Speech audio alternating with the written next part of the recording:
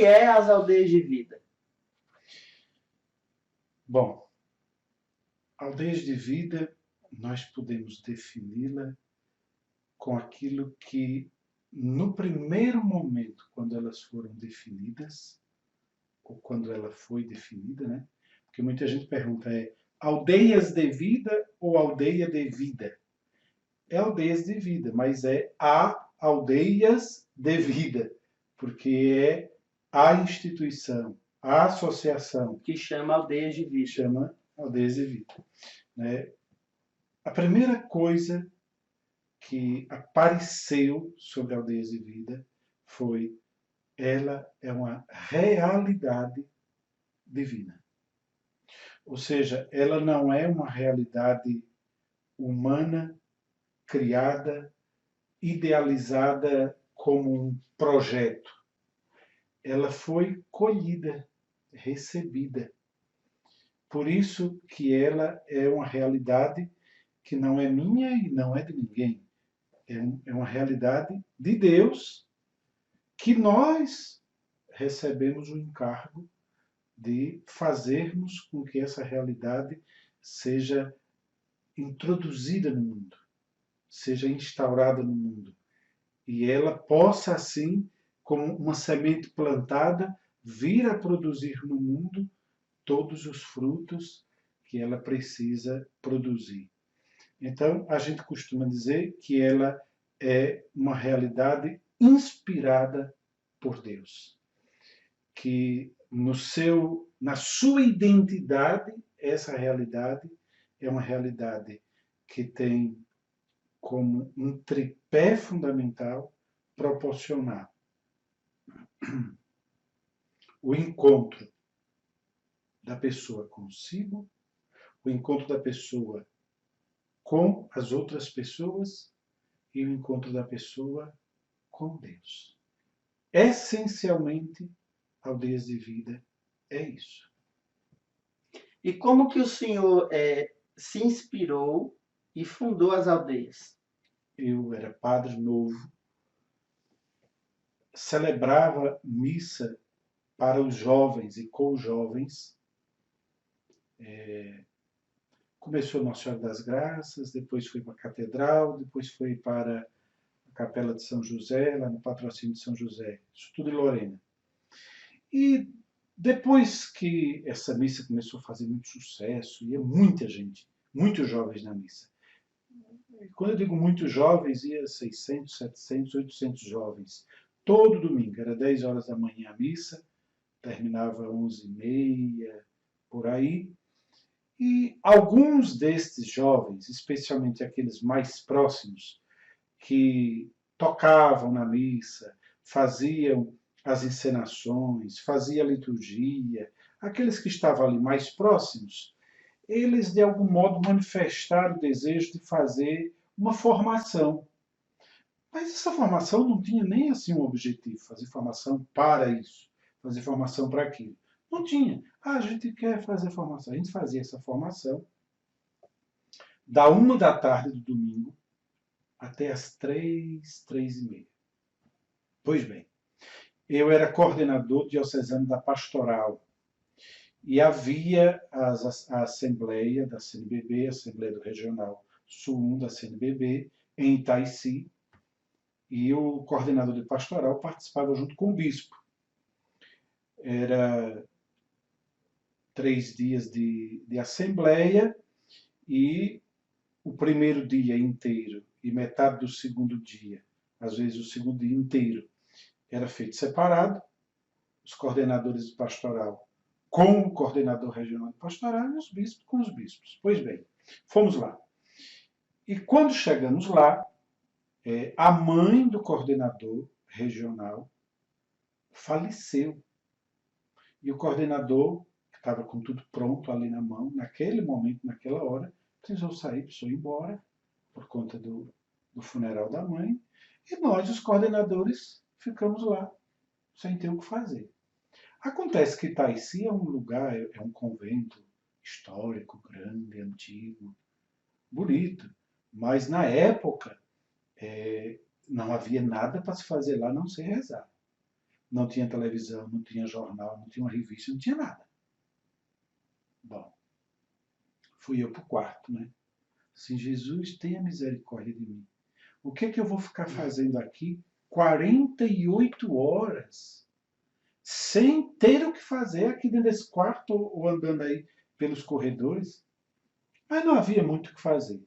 E aí na hora me veio a ideia, devia ser umas 8 da noite, mais ou menos. Me veio a ideia, eu vou fazer um rascunho para eu fazer um encontro com esses jovens que eu fazia formação. Fazer um rascunho. A minha ideia, o meu desejo, era fazer um esqueminha. Tipo assim, isso, 2, isso, 3, isso. Fazer um esqueminha para fazer um encontro, né? E eu peguei um bloco de papel, uma caneta, e lembro bem, baixei a cabeça assim, comecei a escrever. Né? Menino do céu, vou falar uma coisa para você. Quando chegou lá por umas 4 horas da manhã, eu levantei a cabeça assim.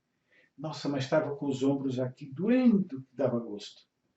E aí eu me dei conta que eu tinha escrito o roteiro inteiro do que hoje nós chamamos aldeia de aprofundamento, ou a primeira aldeia de vida. Com todos os detalhes. Ainda hoje, quase 30 anos depois, isso foi em 93, né? 30 anos depois, a gente ainda segue exatamente aquele mesmo roteiro, com uma outra adaptação necessária, mas ali é que nasceu a primeira metodologia, o primeiro encontro.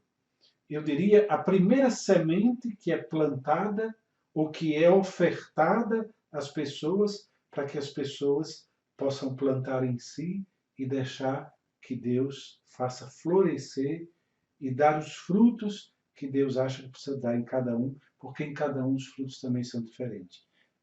Então, surgiu assim. Surgiu em 93. Aí, a primeira aldeia que foi implantada, esse primeiro encontro que foi implantado, foi no mês de julho, né? E tem muita coisa para fazer, porque a metodologia é extremamente complexa, muito complexa. Tem muita coisa que precisa ser construída, edificada, porque é o encontro que nós não temos. Nenhuma palestra, nada.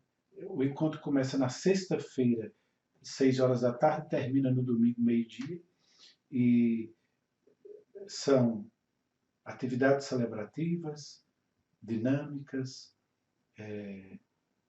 momentos interativos, desafios e tudo mais. A pessoa entra e sai sem parar.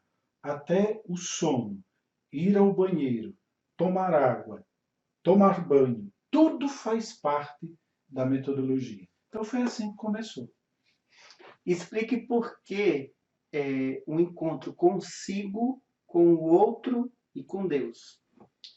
Bom, sempre foi assim. Talvez isso tenha a ver com aquilo que a vida toda eu senti. E de algum modo, quando nas aldeias de vida eu vi a metodologia, aquilo que eu tinha escrito ali, proporcionava exatamente isso. Mas a vida toda eu só entendi o ser humano de forma complexa e integral. E essa forma integral e complexa, ela só se realiza no encontro consigo, com o outro e com Deus. Houve uma época, inclusive, que algumas pessoas questionavam, perguntavam, mas por que que não é primeiro o encontro com Deus? E aí depois os outros. Aí eu muitas vezes pensei nisso. Mas pensei assim, como é que uma pessoa se encontra com o outro se ela ainda nem se deu conta dela própria? Como é que ela se encontra com Deus se ela não se dá conta dela própria? Mas com o passar do tempo, eu fui compreendendo que isto não é uma coisa estanque. Não é que primeiro acontece o encontro comigo, depois com Deus. É uma coisa circular. Ou seja, o meu encontro com Deus necessariamente me leva a eu me encontrar melhor. O meu encontro melhor me leva a encontrar com o outro, mas o outro também me leva a encontrar com Deus, e assim sucessivamente. Ou seja, é uma coisa cíclica envolvente. Não é uma coisa estanque. Agora, a própria aldeia, todos os nossos encontros que temos, que o objetivo é sempre esse, né? Hoje nós temos diversos tipos de encontros da aldeia para casais, para crianças, para adolescentes, para educadores, enfim. Mas todos têm um objetivo comum, que é esse objetivo, de proporcionar o encontro consigo, com o outro e com Deus. Em todos os encontros, você não percebe quando é que você está tendo o encontro consigo, o encontro com o outro, o encontro com Deus. Não são momentos distantes. Todos os momentos, essas três realidades estão acontecendo e a gente nem percebe. Para que a aldeia aconteça, ela tem uma metodologia. Sim. Essa metodologia nossa, ela brotou daquela primeira aldeia que eu escrevi. Ela foi definida depois. A gente vendo a aldeia acontecer, a gente percebendo a aldeia acontecer, a gente disse, nossa, esse é o nosso método, esse é o nosso jeito de fazer, essa é a nossa maneira de realizar. Então, essa metodologia, em primeiro lugar, ela é uma metodologia interativa. Ninguém que vai fazer aldeia vai lá para ouvir coisas e pronto. Não. O tempo inteiro a pessoa ela está fazendo a ligação daquilo que está acontecendo com a vida dela. Não é alienante. Ou seja, eu nunca digo à pessoa, faça isso, faça aquilo ou faça aquilo outro. Se você fizer isso, vai acontecer isso. Se você fizer aquilo, vai acontecer aquilo. Não. Por exemplo, tem uma encenação. A gente chama de pequenos gestos. Né? Tem um pequeno gesto sobre determinada coisa. Tem 100 pessoas fazendo a aldeia. Haverá 100 maneiras diferentes da pessoa perceber aquele pequeno gesto. E de interagir dentro de si com aquele pequeno gesto. Nunca é igual. Então, o pequeno gesto existe como algo que vai despertar na pessoa aquilo que ela precisa que seja despertado. Mas ninguém no pequeno gesto nunca vai dizer, olha, você agora pense isso. Olha, você agora faça isso. Não existe isso. Então, é uma metodologia não diretiva, não alienante, participativa, né, que respeita profundamente a liberdade, a autonomia e a pessoa, do jeito que ela é, do modo como ela está naquele momento. Inclusive, não participar de uma atividade faz parte da metodologia. Por exemplo, a gente vai fazer um desafio lá. A pessoa diz, não vou fazer não. Ninguém vai dizer para ela, vai, porque aqui você tem que fazer. Não. Ok? Ela decidir não fazer faz parte da metodologia. É uma maneira dela viver também aquilo. Né? Sim, dela, inclusive, o que a gente faz é sempre perguntar, sem problemas. Então se pergunte, por que eu não desejo fazer? O que me impede de fazer isso? Porque a pergunta contrária para quem faz é, o que eu aprendi com isso? Que proveito eu tirei disso? Então, mesma coisa, que proveito eu posso tirar disto quando eu não faço? É por isso que a metodologia funciona de forma admirável, porque mantém a pessoa plenamente livre na sua liberdade e autonomia. A pessoa fez a aldeia, viveu a aldeia nos 3 dias, e aí, depois acabou ou tem algo mais, se ela quiser continuar no caminho aí? Esta é uma história muito bonita. No ano de 93, aconteceram 2 aldeias. Uma em julho, que foi com aqueles jovens, 40 jovens que faziam encontro. Depois aconteceu outra, 1º de outubro. Esta foi com jovens, de qualquer lugar. E era assim, eram jovens da pesada. Porque a gente convidou mesmo aqueles jovens que realmente estavam passando por sérias... Mal encaminhados. Estavam bem mal encaminhados. Bem mesmo, né?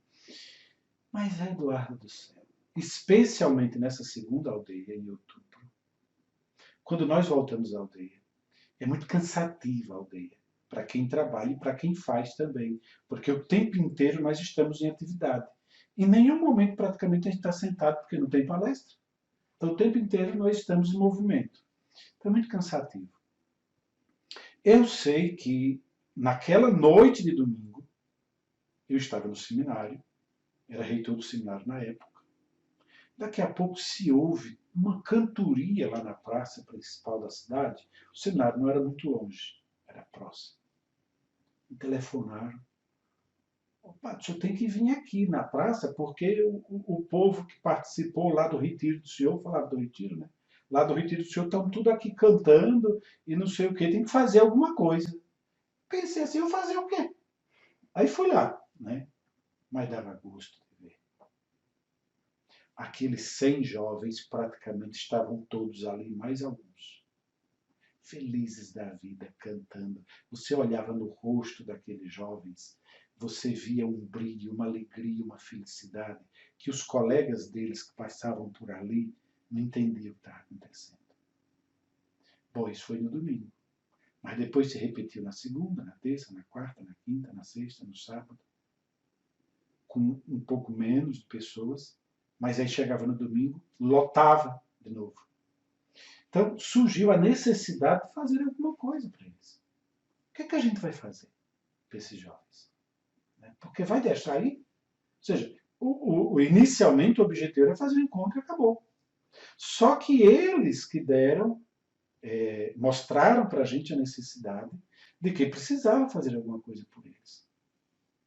E aí é quando surge a espiritualidade das aldeias de vida. Por quê?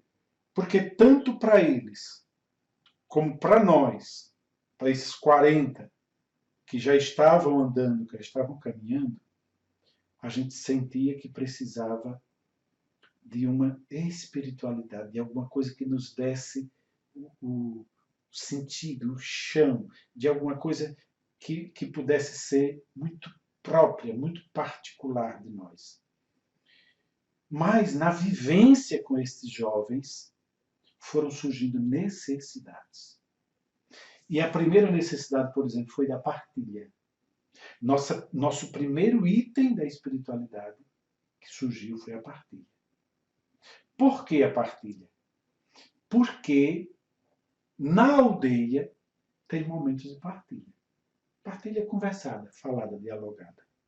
Mas ali no meio dos jovens, a gente também sentiu que precisava ter outras partilhas. Por exemplo, partilha de coisas. Que nem todos tinham boas condições de vida. Partilha de sentimentos. A gente via 2, 3 jovens sentados lá na praça num banco, conversando. Coisas muito profundas, muito íntimas, que eles nunca tinham conversado com ninguém. Né?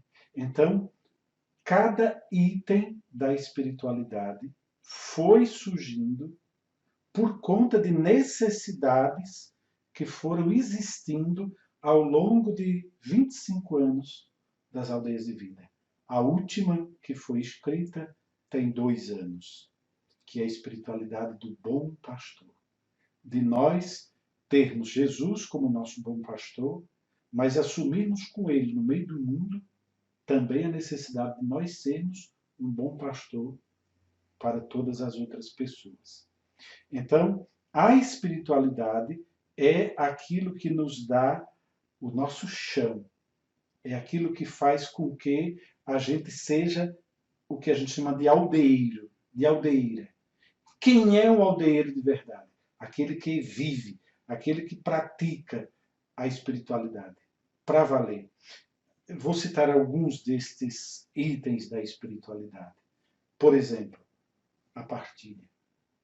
Aí a gente diz que a partilha é um tesouro que eu dou ao outro, entrego ao outro como um presente. E o outro, para receber, precisa estar vazio. Não pode estar cheio de si. Precisa se esvaziar para receber, porque é um tesouro grande. E quando recebe, precisa guardar. Não pode sair e espalhar por aí. É um tesouro precioso. Né? É um tesouro que precisa ser creditado como valoroso. E a gente partilha o que é, o que sente, o que pensa e o que tem. Então a espiritualidade da partilha caminha por aí. Mas a gente também, na própria espiritualidade da partilha, a gente tem uns inimigos. Por exemplo, tem gente que pode desejar partilhar para aparecer. Aí eu vou partilhar isso aqui porque alguém vai me enaltecer. Aí eu vou partilhar isso aqui porque eu quero ser reconhecido. Isso é um inimigo. Isso é um tesouro falso.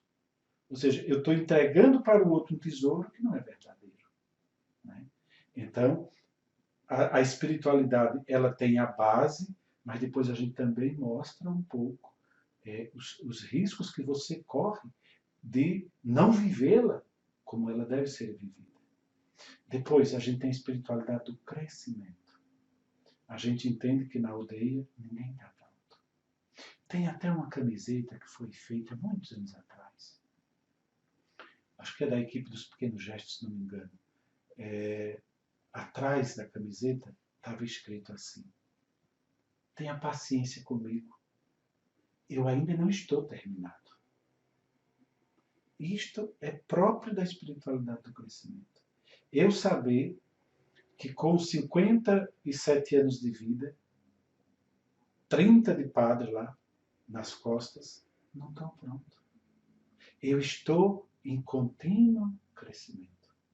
Aquela pessoa que chega na aldeia para fazer aldeia e aquela pessoa que está na aldeia há 28 anos, as duas pessoas estão em crescimento. Cada uma numa fase, cada um de um jeito, cada um de um modo, mas todos estão em crescimento. Depois, a espiritualidade dos pequenos gestos.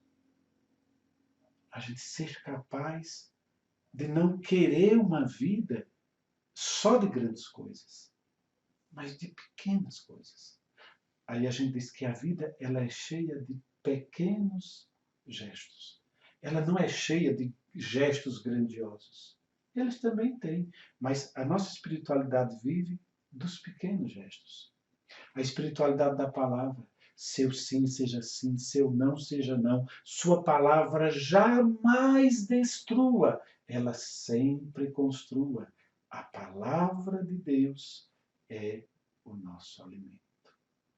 Essa é a espiritualidade da palavra para a gente. Depois, o ser sal, fermento, farol. Ou seja, o farol é necessário no meio da tempestade. Um aldeieiro deve brilhar na hora da tempestade. Ele não pode se apagar. Ele não pode sair correndo e fugir na hora da tempestade. Precisa ser como um farol. A iluminar quem está navegando perto dele. Né? E assim vai. São 24 itens a nossa espiritualidade. Entre as coisas e as pessoas, fique sempre com as pessoas. É também uma das nossas espiritualidades. A do bom pastor, a do bom samaritano, acho bonita. Assim, né? O que está caído na beira do caminho, eu devo ser para com ele o bom samaritano. Tudo aquilo que o bom samaritano fez. Isso foi uma coisa que a gente foi aprendendo ao longo do caminho. A gente foi vendo nas aldeias de vida que tinha muita gente caída na beira do caminho. E que às vezes a gente tinha dificuldade de parar para acudir, para ter misericórdia e compaixão. A presença de Maria dentro das aldeias de vida é também uma das nossas espiritualidades. Nós dizemos que Nossa Senhora ela é a nossa formadora. Ela é aquela que devagarinho vai nos ajudando no nosso processo de santificação e de missão, e de identidade, e assim por diante. Depois temos também uma espiritualidade que eu acho fundamental, sobre a vida eclesial.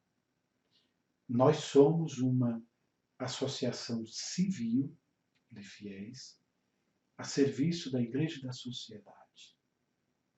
Mas não é porque nós somos uma associação civil, nós não somos uma associação apostólica, nós não somos uma associação diocesana, somos uma associação civil. Né? Mas não é porque a gente é uma associação civil que a gente não está em plena e perfeita comunhão com a Igreja. Não, de forma nenhuma. A Igreja é nossa mãe. É na Igreja que nós nos alimentamos com os sacramentos, especialmente a Eucaristia e a reconciliação, que é do nosso dia a dia, mas com todos os outros sacramentos também, os da iniciação cristã, e cada um daqueles sacramentos que cada um pode viver, cada um pode experimentar. Por exemplo, aqueles que são chamados para o matrimônio, aqueles que são chamados para a vida religiosa ou sacerdotal, aqueles que precisam de cura, na hora que precisa da unção dos enfermos, e assim sucessivamente. Então, esse é um conjunto bonito que a gente tem de espiritualidades, e é isso que nos caracteriza, na verdade. Então, padre, retomando, né, aquela pergunta, a pergunta inicial, né, quando eu perguntei para o senhor se quando a pessoa termina os 3 dias de aldeias de vida, ela pode de alguma forma continuar nas aldeias, né? Ela tem um acesso a isso de que forma? Menina, eu me entusiasmei com o negócio da espiritualidade, né? E acabei não lhe respondendo como devia. É assim, quando a pessoa faz o encontro das aldeias de vida, tem o que a gente chama de aldeia cotidiana. Hoje são 15 semanas, por isso que eu falei da espiritualidade, porque nessas 15 semanas vai trabalhar todas as espiritualidades. Todas as espiritualidades. Né? Porque são 15, não são 24, porque a gente junta numa mesma formação algumas. Por exemplo, sol, fermento e farol. Sal, fermento e farol. A gente junta numa só. Né? Intimidade com Deus e silêncio profundo. A gente junta numa só. E assim sucessivamente. Então, a pessoa vai fazer 15 encontros semanais, onde a gente apresenta de forma muito metodológica, de acordo com a metodologia da aldeia, cada uma dessas espiritualidades, para que a pessoa conheça e saber se ela deseja. Na primeira reunião dessa formação cotidiana, a gente fala um pouco do que é a aldeia de vida, quais são os objetivos, qual é a nossa metodologia, qual é o nosso público-alvo, falamos da metodologia, enfim. E aí depois as 15 formações com a espiritualidade. Terminou a aldeia cotidiana, caso a pessoa deseje entrar para as aldeias de vida, para atuar dentro das aldeias de vida, então esta pessoa vai para o que a gente chama de aldeia permanente ou formação permanente, que aí não acaba nunca mais. A formação permanente tem temática anual. Né? Nós já falamos, por exemplo, um ano sobre os valores, no outro ano sobre o cuidar, a metodologia do cuidar, no outro ano, esse ano, estamos falando sobre a santidade, e assim cada ano a gente tem uma grande temática que a gente aborda. Dentro dessa grande temática, cada núcleo também está bem atento àquilo que está acontecendo na sua diocese e na sua paróquia, para poder também introduzir dentro da formação permanente aquilo que chega da diocese e das paróquias, para que a gente possa ser participativo. Nós não queremos ser um grupo à parte da igreja. Né? Queremos que aquilo que acontece na igreja faça parte da nossa vida e nós podemos fazer parte da vida da igreja. Então, para estes que desejam seguir, tem a formação permanente. Mas a gente também faz um grande esforço de que as pessoas possam ir para as pastorais, para os movimentos, para os grupos, nas suas respectivas paróquias. Para ser presença, né? Ser presença, atuante lá na vida da paróquia. Nunca gostamos que um membro das aldeias de vida seja só das aldeias de vida. A gente sempre gosta que um aldeeiro, uma aldeeira esteja participando de algum modo da vida da paróquia. A gente entende que este é o melhor caminho. Embora a gente tenha pessoas que hoje têm a aldeia prioritariamente como, digamos, o seu grupo, ou o seu movimento, como eles chamam, e não participam de outros movimentos. Mas nós temos a grande maioria dos participantes da aldeia trabalhando na Crisma, na Pastoral da Família, na Pastoral do Idoso, na Pastoral do Dízimo. Temos muitos como ministro da Eucaristia atuando na paróquia. Temos muitos atuando dentro de outros movimentos, como os vicentinos, a renovação, os focolarinos, enfim, isso é uma maravilha. E temos o que a gente chama de formação intermediária, que é um grande encontro que a gente faz no final de semana, ou esse grande encontro dividido em semanas, onde a gente trabalha as coisas centrais da vida da Igreja Católica, especialmente os sacramentos, os mandamentos de Deus e as realidades mais próprias da Igreja Católica. E nesse caso, evidentemente, que só vai fazer essa formação intermediária aquelas pessoas que são católicas, ou se alguém que não é católico que queira participar, não há problema nenhum, também pode participar, mas não é, digamos, obrigado. E só para a gente entender, né? O senhor fala formação intermediária, quer dizer o quê? Que a pessoa passou pela formação cotidiana e está em processo de ir para permanente, é isso? Não. Ela tem o nome intermediário porque antigamente era assim. Fazia cotidiana, intermediária e permanente. Mas a gente compreendeu que se levava um tempo enorme. A pessoa levava quase um ano para poder chegar na formação permanente. E, na época, as pessoas só podiam atuar dentro da aldeia, trabalhar numa aldeia específica, por exemplo, quando chegavam na permanente. O povo queria morrer. Então, o que a gente fez? Nós diluímos a formação intermediária durante a permanente. E mesmo porque começou a aparecer pessoas que não eram católicas, né? Evangélicas, até pessoas sem religião, né? E etc. E que essas pessoas não iam fazer intermediária. Elas não iam fazer intermediária, como é que faz? Não vai para permanente? Né? Então a gente foi resolvendo essas questões. E hoje a intermediária ela acontece durante um período do ano, em cada núcleo, isso é específico, durante a permanente. Aproveitando que o senhor falou aí em pessoas que de repente não são católicas e tal, isso é justamente uma das perguntas que eu queria fazer. A aldeia, ela não é só para católico, correto? Correto. Você diz assim, mas como que o senhor aceita uma pessoa que não é católica, por exemplo, ateia de tudo, vai fazer aldeia? E como que fica o objetivo da aldeia, que é o encontro consigo, com o outro e com Deus? Eu digo, bom, eu ofereço. Se a pessoa quer ou não quer, isso é problema dela. Entendeu? Quando a pessoa vem fazer aldeia, nós dizemos às claras para ela. Olha, a aldeia, a metodologia e o conteúdo da aldeia é um conteúdo cristão. Nós temos atividades dentro das aldeias de vida específicas, nos encontros que nós fazemos, que são eminentemente católicos. Por exemplo, nós temos o momento com Nossa Senhora, nós temos o momento do Santíssimo Sacramento, nós temos a missa, nós temos confissão. Isso é eminentemente católico. nós dizemos, você quer participar, apesar de ter isto? Ah, quero, né? Tá bom. Você vai respeitar isso? As aldeias de vida, elas foram tão longe que chegaram também nas prisões, né? Como que isso aconteceu? Conta a história.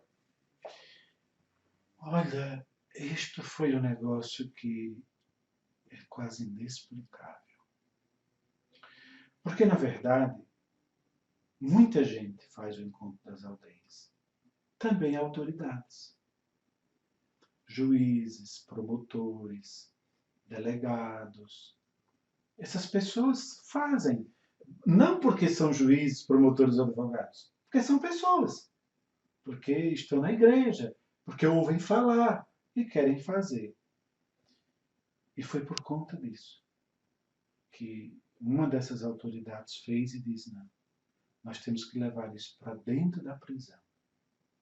Eu pensei assim, mas como que vai levar uma aldeia para dentro da prisão, pelo amor de Deus? Isso surgiu no núcleo de Taubaté, no estado de São Paulo.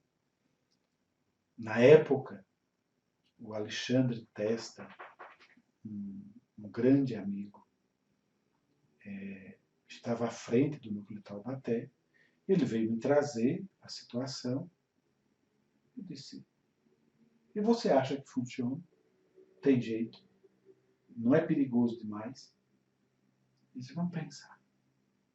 Ele mesmo, com a equipe lá de Taubaté e com essas autoridades, pensaram numa adaptação da metodologia da aldeia, que nós fazemos em 3 dias, para fazer dentro da prisão, da penitenciária, durante um dia, começando às 8 da manhã, terminando às 5 da tarde. Me trouxeram aquela adaptação, eu olhei e disse: funciona. Vocês têm coragem de fazer? Porque é uma prisão de segurança máxima, né? Vocês vão estar lá no meio dos presos, convivendo com eles, porque a aldeia é interativa. A aldeia, a gente está pegando a pessoa, a gente está com ela o tempo inteiro e etc. E esses presos entre si não vão brigar, como é que vai ser? Ah, vamos ver. Bom, eu vou encurtar a conversa para dizer.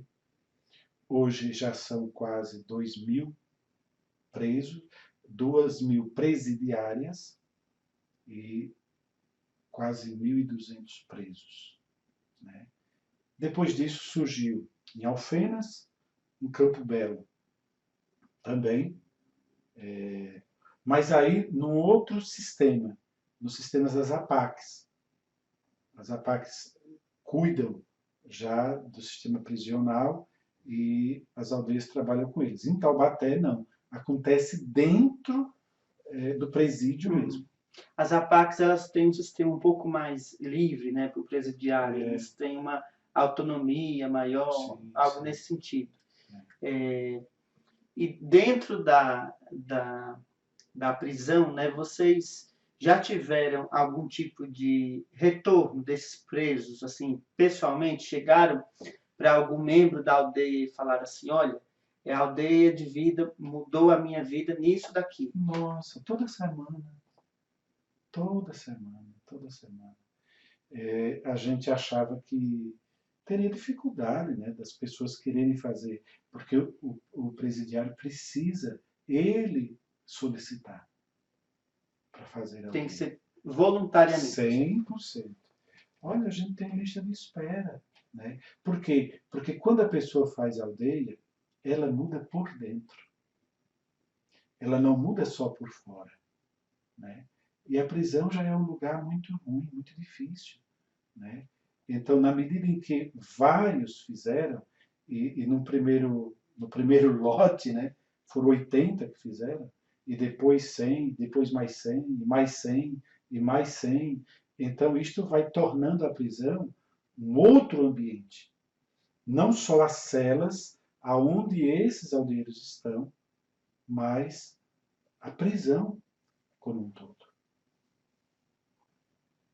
Como as aldeias, elas são organizadas territorialmente, né?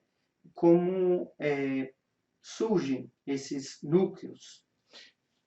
Elas são organizadas em núcleos, né? Tecnicamente, as coisas funcionam assim. Nós temos o que nós chamamos de regionais. Hoje nós temos 2 regionais. O regional São José e o regional Nossa Senhora das Graças. Em cada um desses regionais tem um guardião, que é aquela pessoa responsável pelas aldeias de vida naquele regional. O regional de São José está de Minas Gerais para cima no Brasil, até Goiás.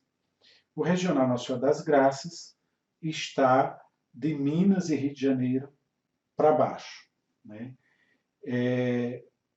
E nas cidades onde existem aldeeiros que fizeram a aldeia de vida e que eles desejam dar continuidade às aldeias de vida naquele local, quando tem um número significativo, eles vêm pedir.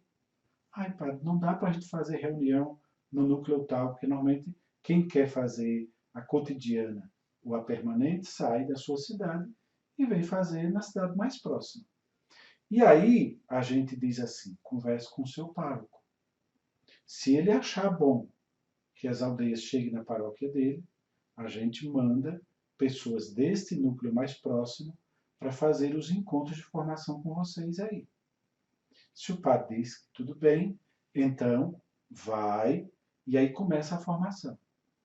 Quando termina as 15 semanas da cotidiana, que vai passar para permanente, aí a gente diz para aquele grupo junto com o padre, olha, se for para continuar aqui, precisa falar com o bispo.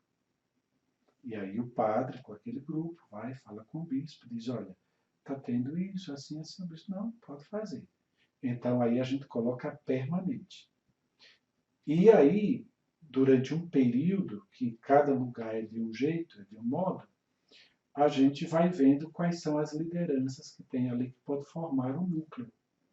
E, de acordo com o padre e o bispo da diocese, quando este grupo está maduro o suficiente e que pode fazer os encontros das aldeias, e não só a formação, mas os encontros da aldeia naquela cidade, então a gente institui o núcleo. Hoje nós temos núcleos instituídos e em fase de instituição em São Paulo, Minas Gerais, Rio de Janeiro e Distrito Federal.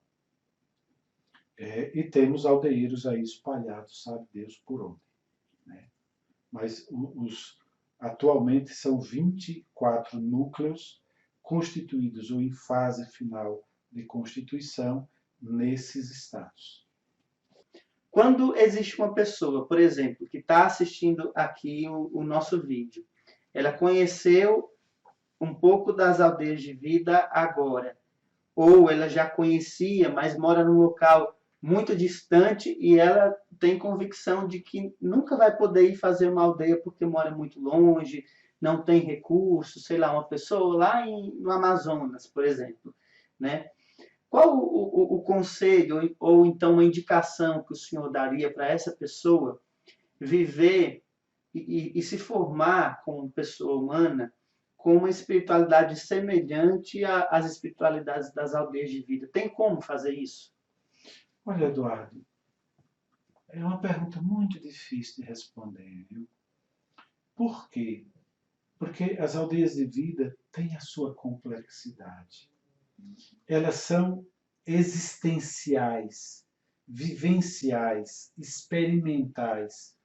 A aldeia de vida não é uma teoria que a gente possa passar para uma pessoa, dizendo para a pessoa, falando para a pessoa, é assim, é assim, é assim. Ela é vivida. Então, acho muito difícil que uma pessoa que não faça o encontro, que não tenha a oportunidade de experimentar, vivenciar, fazer a experiência, ela consiga. O que a gente tem feito é o seguinte. Vou te citar um exemplo. Aliás, dois exemplos que são extremamente marcantes. Lorena fica a 3 horas e meia de Alfenas. Você sabe que quase 60 pessoas de Alfenas vieram ao longo dos anos fazer aldeia em Lorena, antes de formar o núcleo em Alfenas. Olha o trabalho, Eduardo. Olha o trabalho que dá. Você sair de Alfenas e vir fazer o encontro. Mas não é só isso. Eles vinham fazer a formação. Porque na época, não tinha como Lorena sair daqui e fazer lá. Eles vinham aqui. Até que a gente conseguiu mandar a gente daqui para lá. Segundo caso, Brasília, Distrito Federal. Vocês acreditam que eles encheram um ônibus com 40 pessoas e se bateram de Brasília até Lorena? Vieram fazer o encontro em Lorena, fizeram o encontro e voltaram. E lá estão montando o núcleo deles lá. E isso por quê? Porque alguém faz aldeia de vida, se encanta com aquilo e a partir daí deseja que aquilo ocorra na sua cidade ou na sua paróquia. Nós nunca em nossa história propusemos a criação de um núcleo em lugar nenhum. Nunca, jamais. É sempre as pessoas que nos solicitam.